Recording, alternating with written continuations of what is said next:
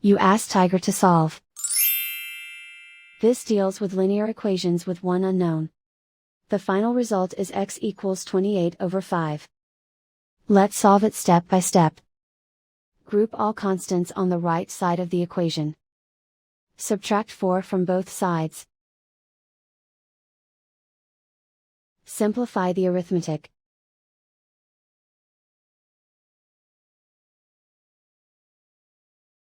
Isolate the x. Multiply both sides by inverse fraction 7/5. Group like terms.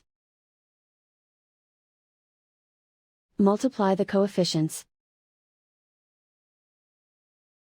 Simplify the fraction. Multiply the fractions. Simplify the arithmetic. And so the final result is x equals 28/5.